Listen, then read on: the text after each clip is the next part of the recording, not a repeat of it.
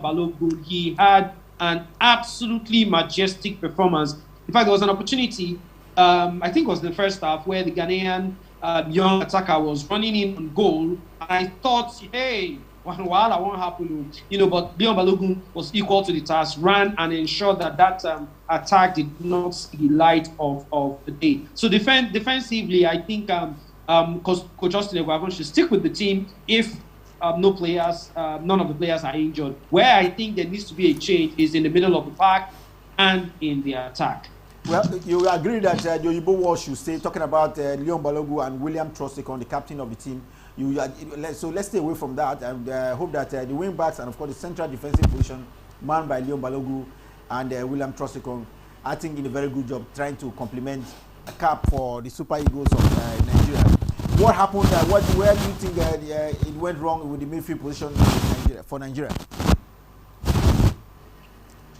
Well, I think we sorely missed Wilfred Ndidi from a defense, maybe a bit of a defensive point of view. But it's not like Ndidi himself was a great passer of the ball, which is a problem we actually have in Nigeria's Super Eagles midfield. But if you ask me, I think that like Ogenekare Tebo should be a starter. Like he should literally be starting that game tomorrow. I am not particularly sure if Kelechi Iheanacho is a great number 10. If you ask me, I think Kelechi Iheanacho, you either start him as a striker or you put him on the bench. But I'm not sure the manager would have Mikahones to actually make that kind of a decision, to be honest. So I think he'll probably start, but I would think if he's starting, let him not be playing in that pocket. Let him not be like, he should just be as an attacker. So maybe like a 4-4-2 scenario. However, I think there needs to be a change on the wings. That's like, I cannot remember when last Samuel Chukwueze had a decent game for the Super Eagles. I can't. He literally could not dribble, gifted possession as if there was no tomorrow. And literally just did not help the attack. Moses Simon himself also had a bad game, but I probably will stick with him and say it's a one-off. And I think to a large extent, the wingers need to realize, especially Moses Simon, they need to realize that we do not want too much fanciful dribbling and all of that. Just do the 1-2s, cross the ball into the box, run at the Ghanaian defense, commit them to make those fouls. And that's really what we want. I think both wingers on Friday were trying too much, and it sort of stunted our attack.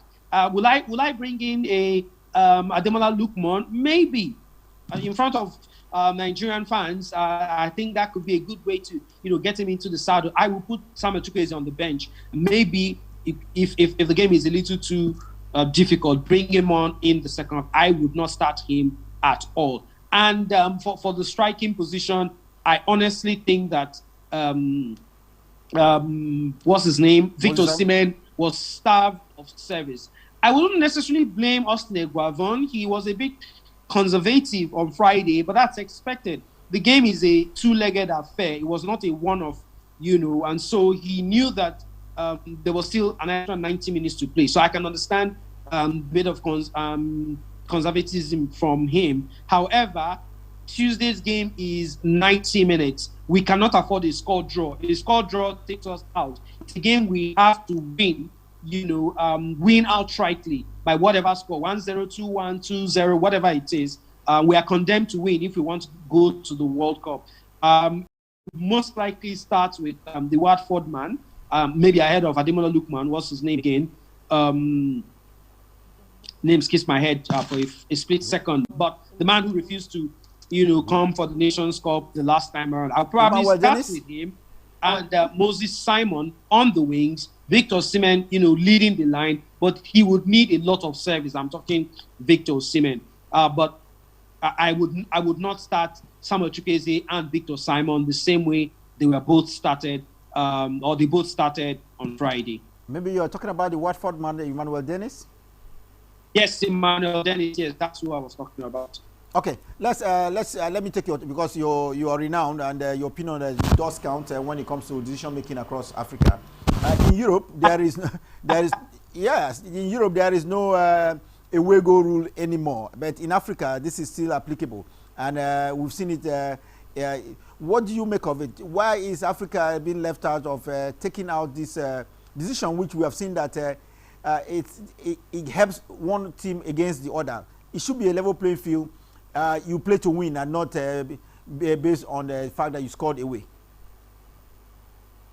Well, to be honest, I have my issues with the away goal rule, and I wasn't surprised when UEFA decided to get it off.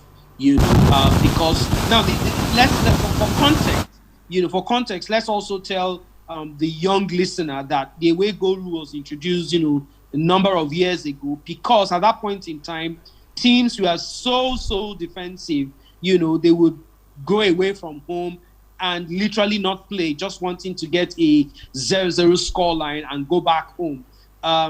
So it was introduced to actually give teams the ability to have some bit of advantage if they're able to go away from home and get goals. That's the reason it was introduced. But over time, it's also UEFA realized that it could be a bit detrimental, such that it puts a lot of pressure on the team that are playing at home in the second leg, so to speak, or it gives some teams a bit of undue advantage. So they decided to take it out. However, this is a FIFA competition, and FIFA hasn't taken out the away goal rule the last time I checked, and so I'm not sure CAF. Maybe they just decided to let it be. Could it have been taken off? I would have said yes, but we already knew, that we're going to play this two-legged affair against Ghana with away goal rules being a deciding factor. So I don't think this is the time to start complaining about that. Still talking about rules, the video assistant referee will be on showcase. It was on showcase in Kumasi. It will be in Abuja as well.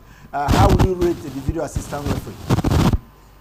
I think it's an absolutely brilliant decision. We could have gotten an unjust penalty in Friday's game, if there was no VAR, because from the first instance, you just saw and you said, "Wow, penalty!" The Ghanaian handled, the ball, but on replay, we're able to see that the Nigerian attacker, I can't remember who now, actually dragged his ankle, and that's why he fell down and, of course, handled the ball. So VAR, as much as some leagues, have not been able to apply it particularly well, I'm talking the Premier League at this point in time, because I think they've literally in the Premier League manhandled or misused the video assistant referee technology. But in leagues like the Spanish La Liga or the Italian Serie A or the Bundesliga, yes, there are a few mistakes here and there, but to a large extent, it's been used effectively. And we saw how effective it was in that game against Ghana. Nigeria, it could have been advantageous. I would not have mind. It would not have been a bad thing for us to have that kind of advantage. But flip the script and imagine that Ghana were the ones who got an unjust penalty. We would have been crying blue mother till now. So I think it's a great decision from CAF and FIFA to ensure that these games have video assistant referees, so that it can help the referees make these contentious decisions. Okay, let's get to the team itself now. The Black Stars coming to Abuja to try to see how they can qualify for the World Cup in Qatar 2022. How will you rate the Black Stars? We have one or two players that seem to be very prominent from what we saw in the first leg. Of course, you remember Thomas Partey of Arsenal, who's former, and in the attack, we saw Mari. So what do you make of the Black Stars team? Can they really trouble the Super Eagles in Abuja? To be very honest with you, this is one of the worst Ghanaian team I've seen in my lifetime. Ghana are one of the biggest teams in Africa, even though they've underachieved in the last 40 or so years.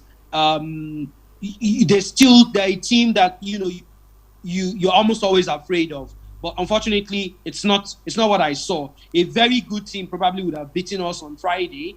But the thing is, Ghana have some young stars, getting into the saddle. So maybe 2 or 3 years from now, they could get back into what they used to be. But at present, if not that, this fixture is usually a rivalry, and you know what they say about rivalries and derbies like this. Form is usually thrown out of the window. On a normal day, you would think this is a team Nigeria should not be afraid of. Yes, a couple of good individuals, Thomas Partey in the middle of the pack. Jordan Ayew is going to be playing the second leg. He's not going to be suspended as he was, His younger brother, not one that I would be scared of. Andre rather should play this one. Jordan is not one I will be scared of, but Andre is going to most likely play in this game. He did not play on Friday because he was suspended. And if there's one person in the Ghanaian national team you want to turn to when they need a goal, it is the man who did not play that Friday, Andre Ayew. So that's someone Super Eagles should be wary of. But all in all, the Ghanaian team, from what we saw at the Nations Cup, from what we saw on Friday, is not one that should strike so much fear into the minds of the fans or the team itself. However, the only minus would be that we cannot afford to concede. If we do, we have to outscore Ghana. So that could be the little bit of issue that we would have. But the Ghanaian team ordinarily is not one at this moment the Super Eagles should be scared of. Yes, okay, let's get to the technical crew now. For Ghana, of course, there's a new coach there. Same for the Super Eagles of Nigeria. The one for Ghana is newer than the one for the Super Eagles of Nigeria. Both of them are African coaches, but for the Black Stars of Ghana, they have been supervised by Houghton. Do you think his supervision in the last game was on showcase? There was anything clear to show, well, we have an English coach supervise this Black Stars squad? For Ghana, it's been one turbulent issue or another. Deciding who was even going to be the coach was a problem. I think it was the sports minister who wanted Chris Houghton, the former Newcastle man, and then the Ghanaian Football Association wanted,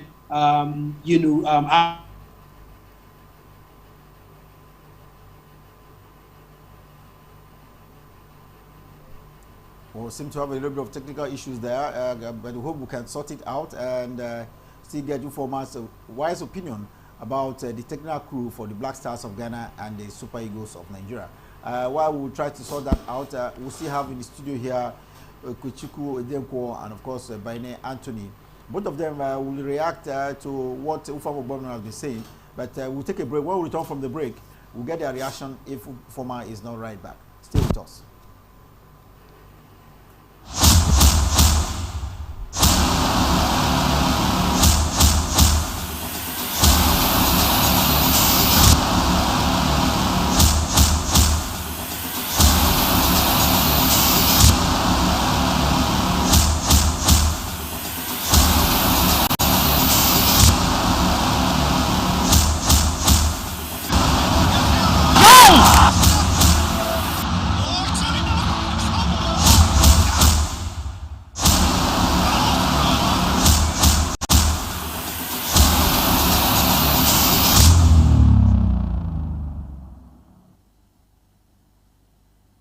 Because there is an extraordinary section because it will explain the match between the Super Eagles of Nigeria and the Black Stars of Ghana. Of course, you know that the return leg fixture comes up at the MQ Abiola Stadium on Tuesday in Abuja. And Ufamo Babono, a renowned sports journalist here in Nigeria, has been explaining the fixture from the first match in the last 3 hours in Kumasi, Ghana. Ufama is talking about the technical crew of the Black Stars before the Super Eagles of Nigeria. Ufama, can we continue with your thoughts?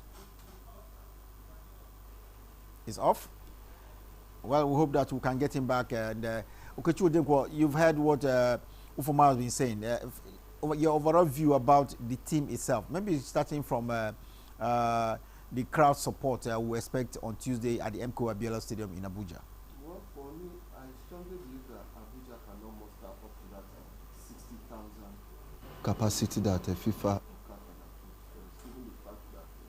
you don't have football crazy fans in and around Abuja, except they might get vehicles to ferry people all the way from Nasarawa states and other neighboring states to Abuja. But if you bring them to Abuja, how do they go back? If it's only for people in Abuja, they can muster up to that 60. But if we can get up to that 60,000 capacity, it will be good for us. But it will also serve as a morale booster for the players when they are cheering everywhere is either white or green. That frenzy atmosphere, it gives the players that drive, it gives them that passion that their jobs as national team players are appreciated, and they will definitely go for the kill. So once we can get the needed crowd and they cheer the players even when the goals are not coming, they don't put them under pressure, because at times some of this crowd has a counterproductive effect on the team. When the goals are not coming, by the time the crowd becomes apprehensive, the players becomes jittery, and it's not good for a game of this magnitude. While the Super Eagles of Nigeria playing in Abuja expects to have 60,000 fans as approved by CAF and FIFA supporting the team, and the Nigerian Football Federation Supporters Club have their affiliates across the 36 states plus Abuja, and we expect that they can muster 60,000 fans into that stadium. But let's get to another reaction coming from what Former said. He talked about Francis Zoho coming back to his number one position, and he will be very surprised if Austin Eguavoen would think otherwise in John Noble or Daniel Akpeyi. What do you think, Barry? Well, so far with his performance, I think as far as this two-leg game is concerned, Francis Ozoro will end up playing the second leg. His competitor in this case is Daniel Akpeyi and John Noble. John Noble, we know, hasn't been playing regularly in Eyimba, and he was called up because Maduka Okoye had this illness, like as reported, and that was why he was called. But I think Francis his performance on Friday was really fantastic. I think he has won the heart of some Nigerians who were at one point against him, and he did very good. He did very good. He gave a good account of himself, and he might just play the next game. But for the future, we do not know what Austin Eguavoen is going to do, because he has two important goalkeepers in front of him now.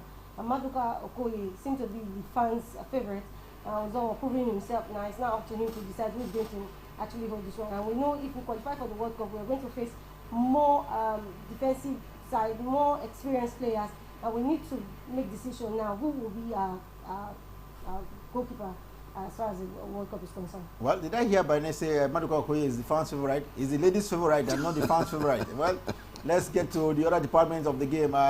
Ufoma actually talked about his satisfaction with the defense line for the Super Eagles of Nigeria. Edenko, are you satisfied with the wing backs and the central defensive position for the Super Eagles of Nigeria? Yes, to an extent. The wing backs were very mobile, very effective. They dealt with some of the mazy runs of the Ghanaians. Just that at some point, Zeju was removed. I don't know for any reason, if it's injury or any other reason. But apart from that, the wing backs were perfect. They did their jobs. They joined in the attack. They also coming back in the defensive duty. But one thing I really fancied in that game was the alertness of the central defense pair of Trust Ekong and Leon Balogun. At every point in time, once the wing back goes and there's a counter attack, the first place they go, they either go side to cover for the wing backs, then those people recover. So there was that synergy, there was that effective communication between the defenders and the goalkeeper, and that's one of the basic reasons why we didn't concede a goal in that game. That's one of the basic reasons why we kept on pushing, because they were alert in their defensive duty and attacking duty also. Well, let's look at the midfield. Everybody seems to know that Wilfred Ndidi was not in that midfield position. But what can we do at this point in time to ensuring that Thomas Partey do not have a very strong influence in that midfield position for the Super Eagles of Nigeria and for Black Stars as well? Well, who would have thought that the Leicester City man, Wilfred Ndidi, would be this important?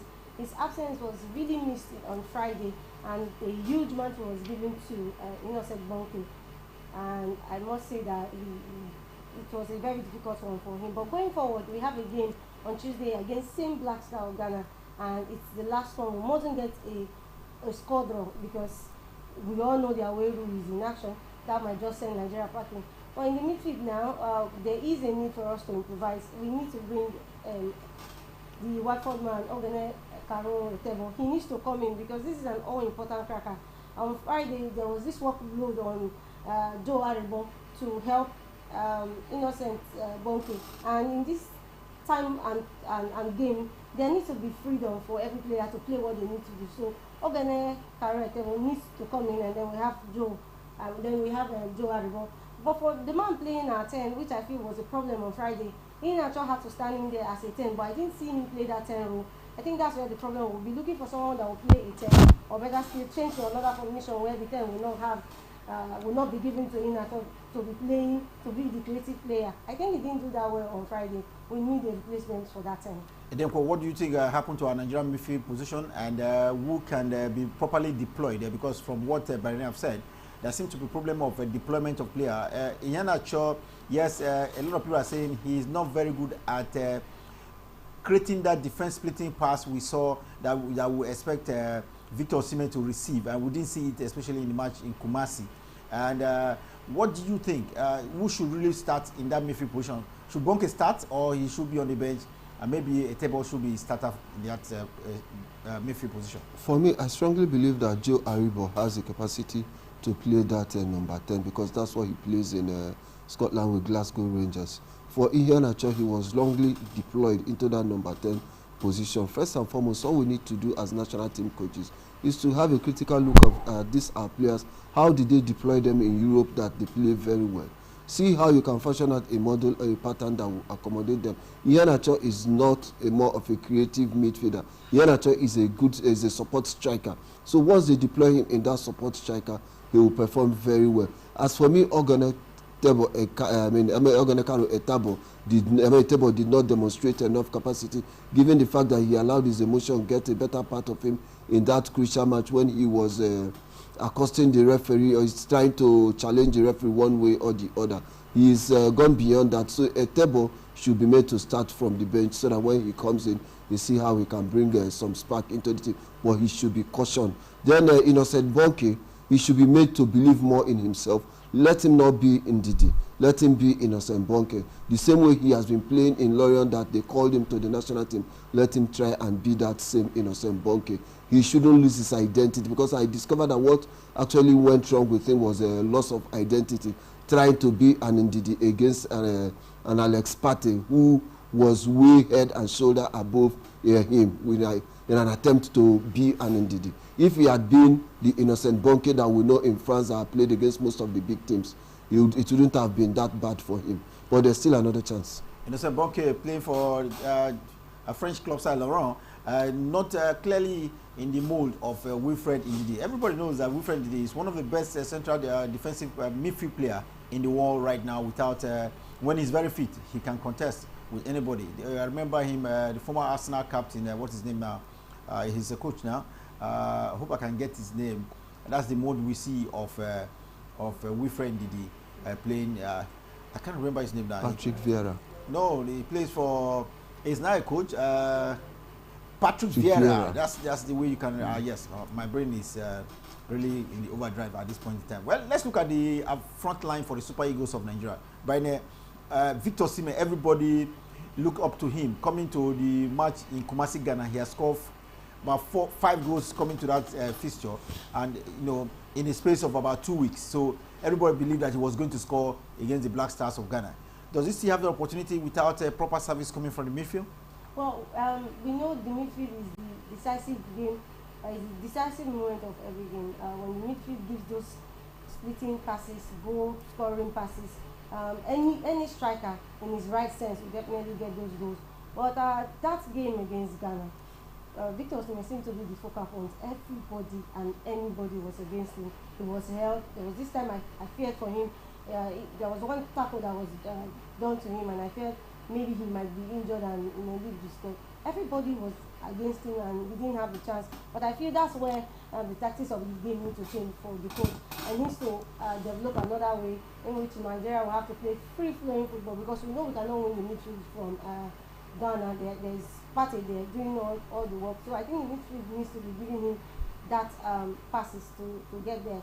And for the wings, the people that were deployed there, they had a very difficult game. I guess by now they should talk to themselves and know what to do on Tuesday. Well, the we need goals, and the goals should be coming from our attackers. Not saying only attackers will get goals. We can even have a defender come forward to score a goal. But do you see this attack line for the Super Eagles of Nigeria being prolific at the MKO Abiola Stadium on Tuesday? Against Ghana on Tuesday will be an entirely different ball game. Why I say it will be an entirely different ball game, we are coming from the backdrop of a goalless draw in Kumasi. I think they will be forced to come out to attack at some point, and definitely it will be their greatest undoing. We know we have some very fast, pacey attackers, but the challenge I have with Chukwueze since the Nations Cup or after that injury with Villarreal, he has gotten every foot wrong on the pedal, and it's counterproductive. It's not good for him, and also by extension for Nigeria. So it's either he ships up or they ship him out, and the coaches need to talk to him, or from the bulk of the players they have, they should see how they will have a capable replacement. Then as for Moses Simon, he should try as much as he can to play with the team rather than trying to play for himself. Because if you look at it very well, most time he tries his runs that he wants to take on the defense line. He should be more of a team player. If need be, he should switch wings with Chukwueze. If as a right-footed player playing from the left side of the field, and Chukwueze a left-footed player playing from the right side, once in a while they should try as much as they can to interchange and also cause some deception within the opponent defense line. Well, the Super Eagles of Nigeria have a very crucial tie. The race to qualify for the World Cup in Qatar 2022 has 90 minutes plus added time to decide at the MKO Abiola Stadium. It's goalless as we speak. If it ends goalless, again, you will have to go into added time, and of course, if not no goals in extra time, then penalties will decide who gets it. But don't forget, like we mentioned earlier, the away goal rule still stands, and there was no away goal rule. So right now, we must not allow the Black Stars score a goal, because if they score, that rule will begin to be very effective. And I'm sure before it's left, we should not be the country to suffer from that brunt. The rivalry between Ghana and Nigeria, dating back to 62 years ago, especially in the that is for the World Cup qualifier, there's been no clear-cut a winner because of the 9 matches we've seen played so far. Ghana has won twice, Nigeria has won twice. The other ones have ended in a draw situation. So it is really, really tight separating Nigeria and Ghana when it comes to the World Cup qualifier. We've seen, like I mentioned earlier, about the 111 matches played between these two countries. Yes, but when it comes to the World Cup, 9 has been played, and it's been 2 wins for for both countries, and the rest matches have ended in the draw. So it is very, very tight between Nigeria and Ghana. But Nigeria needs to go to the World Cup. I like the Nigerian jollof rice. A lot of people talk about the Ghanaian jollof rice, but I don't think we will need that come Tuesday. We'll take a break now. When we return from the break, we'll look at what's happening elsewhere in the world of sports. At the Miami Open in Florida, United States of America, on Jabbar, the Tunisian is representing the continent of Africa so well because she's moved into the next round of the competition. And of course, Formula One, a lot is happening. There have been crashes so far at the Saudi Grand Prix, but the teams are getting on to see who gets it at the end. The race are on. We'll report them just before we'll leave the studio who has won in the 2022 Saudi Arabian Grand Prix. It's actually a second race in the season. When we return from the break, we'll feed you in of all of this from Miami and of course Jeddah in Saudi Arabia. Stay with us.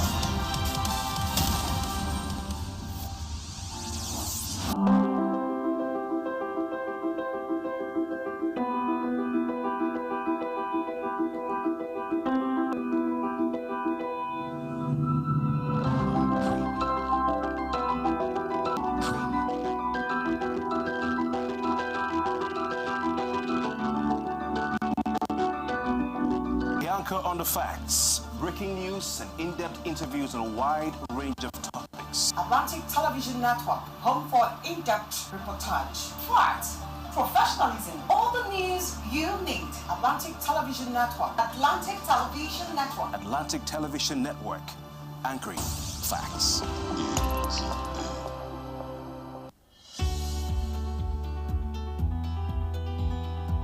People into the country illegally. That is amazing. You human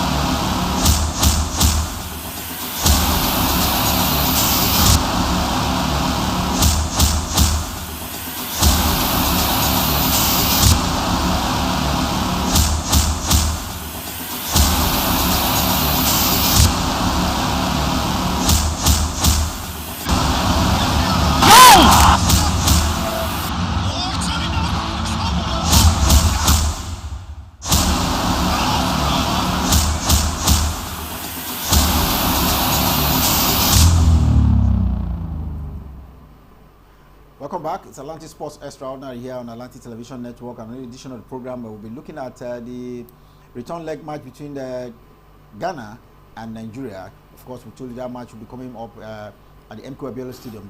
Of course, the match between Nigeria and Ghana in this instance. But let's stay away from that and bring you an update from what's happening at Jeddah in Saudi Arabia, where the second race in the Formula One for the year 2022 is ongoing. We are into lap number 30 of 50 laps, and it looks like it is Charles Leclerc still trucking on in the first position. Of course, we have Sanchez in the second position in that one. Charles Leclerc seems to be doing a lot. We've seen him in the first race in Bahrain. Now he's still coming strong in this Eastern. Max Verstappen didn't have any point in the first race, but of 30 out of 50 laps, he's in the second position in this instance. What do you make of Charles Leclerc and Max Verstappen's rivalry this season? Well, Charles Leclerc, I believe that the changes in Formula One has kind of favored him, given the fact that he did very well in the last listing in Bahrain, and today in Jeddah he's also doing well. As at the 30th lap, he's in front position. Initially, it was Perez who was in the front pool, but somewhere along the line, when he stopped to do one or two things, Leclerc took over, and so far, Leclerc is in the front seat. As for Schumacher and Verstappen, I think Verstappen, the other one, he didn't complete, but this other race, he's also doing very well. But the only bad news for Formula One this season is still the absence of Sebastian Vettel. Well, Vettel is COVID positive, and so he's not part of the race so far. He didn't take part in the Bahrain, and he, because of COVID, is still out at Jeddah.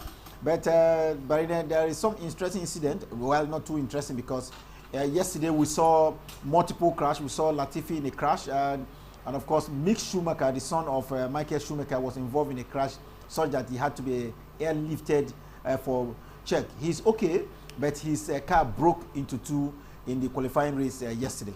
Well, it was a devastating hit for Mark Schumacher. I actually was watching that one, and just when he was getting it right, and the next thing we saw was the car hitting the barricade and moving backward. It was a very devastating hit. It took a lot of time for the cleaners to get things done. Ambulance came immediately, and the cleaners took a lot of time. And the most disturbing thing in that particular qualifiers was the fact that Lewis Hamilton actually finished 16th. It took the world by surprise. I couldn't believe my eyes, and it happened. Lewis Hamilton was taken backward. But nevertheless, an interesting qualifier ended for Perez, and right now, as you see, Charles Leclerc taking the lead. Charles Leclerc in the lead of 30 out of the 50 laps we were talking about. Better, and then she's talked about Lewis Hamilton. He actually started this race today in the 15th position, but he's moving fast because as we speak, he is presently number 6, hoping to try to catch up maybe before the lap number 50. Lewis Hamilton is complaining about the state of cars, Mercedes car this season, and I think he's trying to, the team, Mercedes, and of course the drivers, George Russell and him, are trying to do their best in ensuring that they push this car to the limit. Yeah, but I think if, as of yesterday, he was 16th in the log. He started in 15th position. He started in 15th position today, and today so far, as at 30 laps plus, he's 6th position. That means that between now and the 50th lap, there could be some kind of a positive positioning and changes for him that will also affect his overall position positively.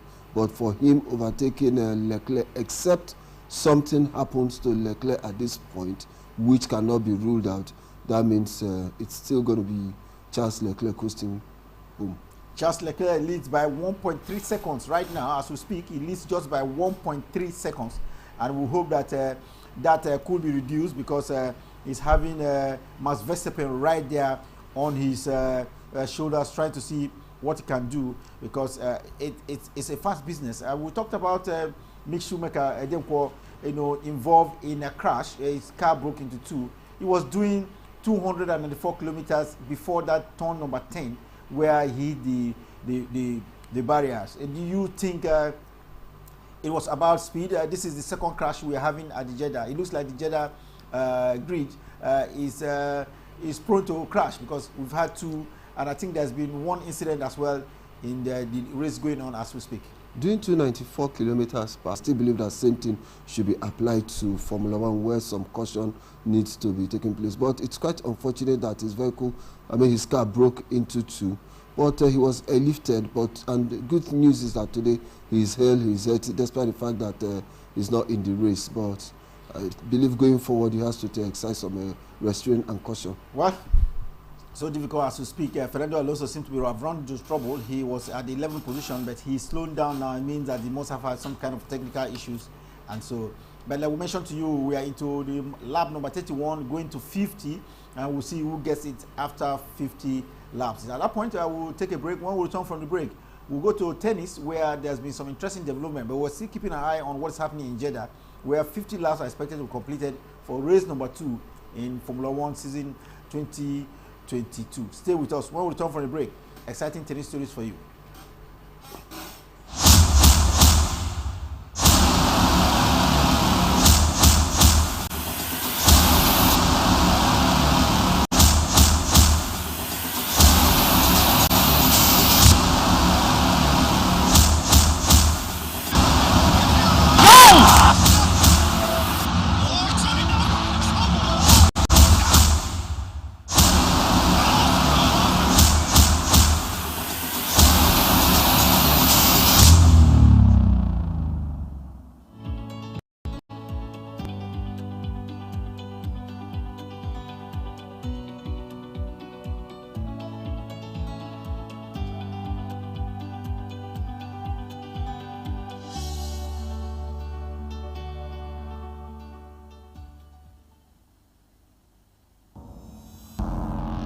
Every day, our lives are changed by history. We are one people, all of us. Leaders, politics. Nobody's ambition is what I have fought very firmly. Natural occurrence, war, and the world economy. I belong to everybody, and I belong to nobody. ATN covers it all on ATN Politics today.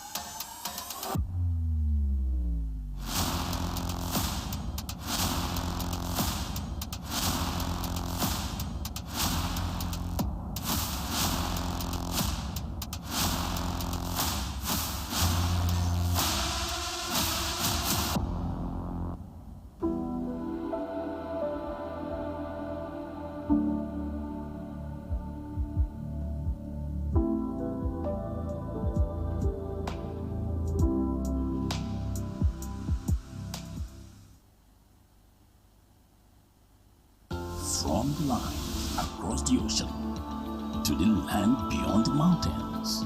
Through the Sahara, we bring all sport news, live analysis, expert discussions on trending stories in politics, business, socio-economy, sports, and documentaries. So catch all the updates on the happenings around the globe. Stay focused on the fact today. Only on ATN.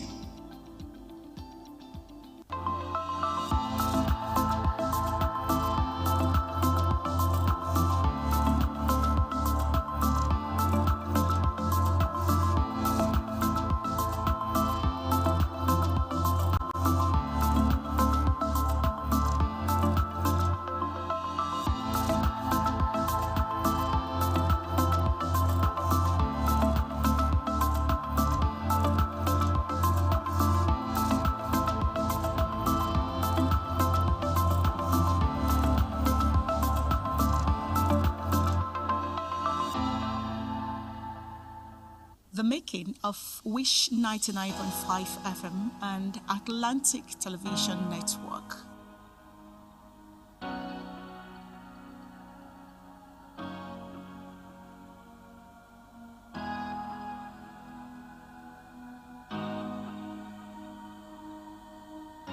The renowned American coach, speaker, and author of the bestseller Awakening the Giants Within, Anthony J. Robbins, said, "Setting goals is the first step in turning the invisible into the visible."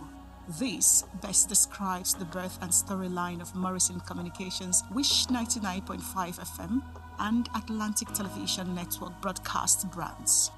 Morrison Communication Limited is a 100% wholly Nigerian indigenous private company incorporated in 2003. The company has a three-pronged line of business: ICT, events, and media. Her media engagements commenced in 2003 with the establishment of Wish newspaper and 2005 with Wish International magazine. It has established and operated several internet centers across the country. Morrison is still one of the major events management organizations with high-profile shows to her credit, as well as parading the state-of-the-art equipment in the sector. The company ventured into electronic media by applying for license to operate a radio channel in 2008 and procured equipment to show its readiness and determination. However, this was not to be, as bureaucracy and state act did not allow the realization of the dream.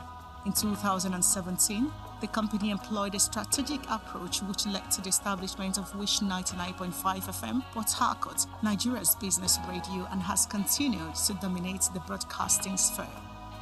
The company's development plan brought about the announcement that it is establishing a television network in 2020, which many saw as a dream, in reminiscence of Roy T. Bennett's quote that dreams don't work unless you take action. The surest way to make your dreams come true is to live them. True to the fact, in January 2021, the world woke up to reality of the birth of Atlantic Television Network, ATN, a state-of-the-art digital network. Atlantic Television Network, ATN, is a 24-hour live broadcast station with headquarters in Wish Complex, Wish Avenue along NTA Choba Road in Port Harcourt City, Rivers State, with the digital centers in Abuja, Lagos, and correspondents across Nigeria. ATN was built to begin full transmission at the end of the first quarter of 2020, but installations were put on hold following the outbreak of COVID-19 global pandemic, a major setback not to Morrison Communication but to the whole wide world. Believing in the treatise of entrepreneur, media mogul, and founder of cable news network CNN, Ted Turner, that you should set goals beyond your reach so you always have something to live for. The goal set by the chairman of Morrison Communications Limited, Dr. Chinyere Igwe Esquire, seemed daunting given the prevailing circumstance. The entrepreneurial spirit of the company, against all odds, pushed through the COVID-19 tide and saw to the completion and birth of Atlantic Television Network in the first quarter of 2021. According to George Herbert, to him that wills, ways are not wanting, which in contemporary times means where there is a will, there will always be a way. An ATN commenced test transmission in July 2021 and embarked on full broadcast transmission 1st September 2021. The network transmits 24-hour live broadcasts of news, current affairs, and entertainment with stakeholders' analysis, experts' opinion, and many more every day. To the glory of God, we are the first indigenous television network station with international reach from the east of the Niger. As the 26th President of the United States of America, Theodore Roosevelt Jr. said, "Believe you can, and you are halfway there." Atlantic Television Network is here to stay and have everything it takes to get there and beyond. Atlantic Television Network, anchoring facts.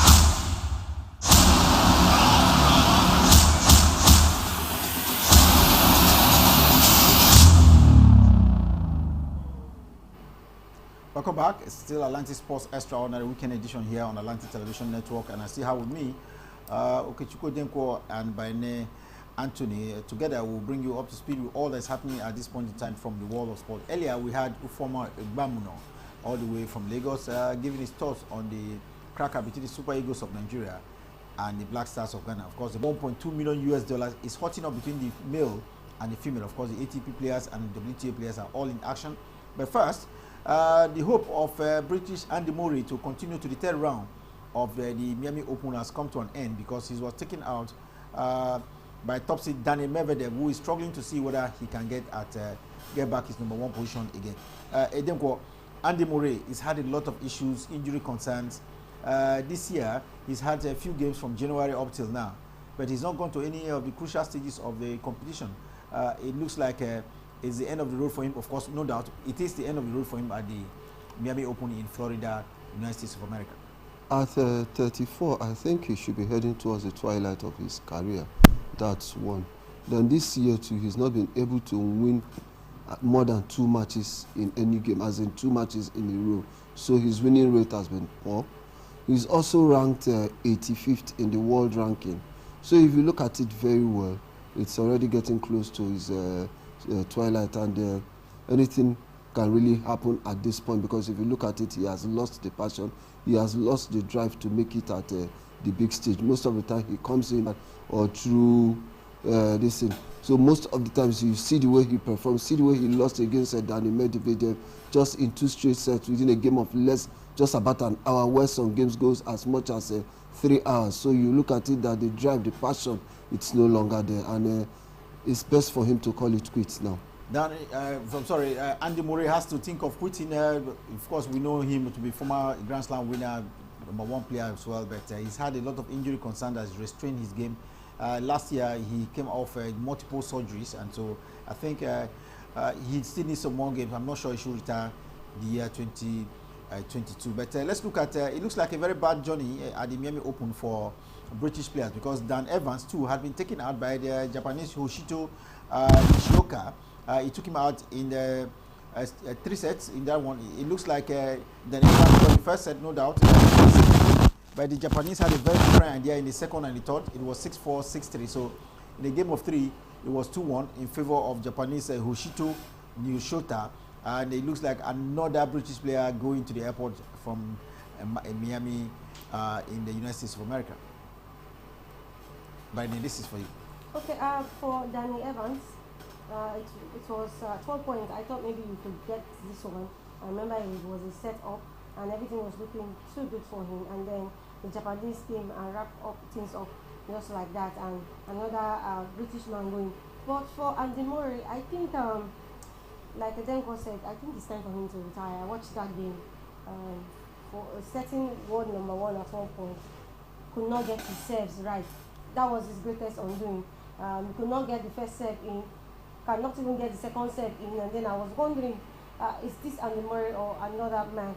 Though he had experience, I saw how he used his experience, but there was a determined Medvedev who is looking for a way to get to number one, because the only point separating him and the one number one, that's talking about Novak Djokovic, is about 55 points.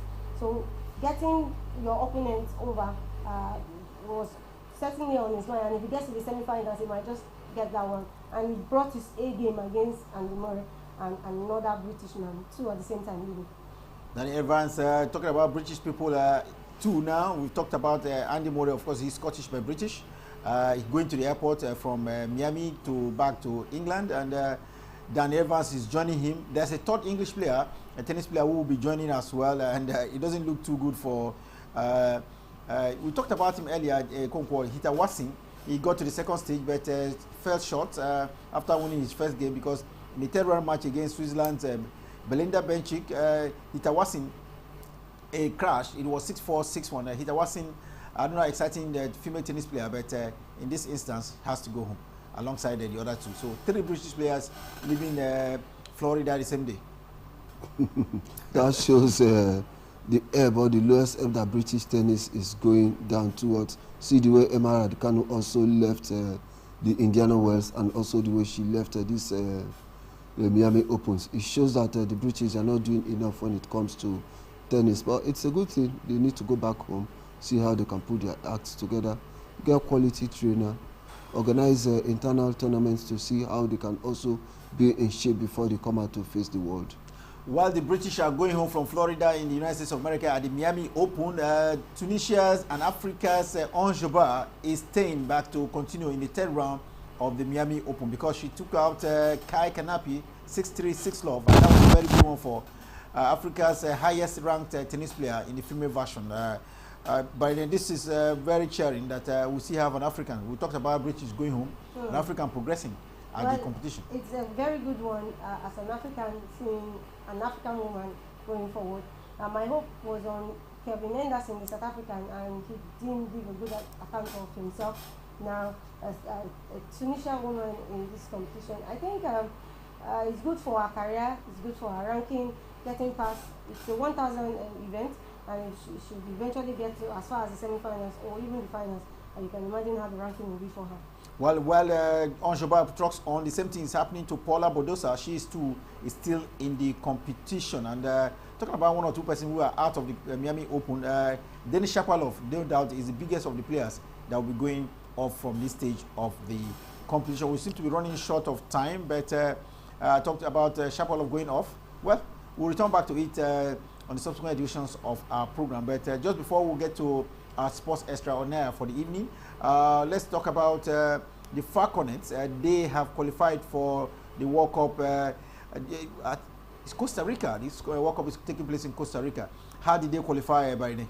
Well, they got an emphatic victory over the Senegalese home and away. The first game that was played in Dakar in Senegal, it ended 3-1, and they were just looking to wrap things up in Benin, where they played at the Samuel Bamudia Stadium there.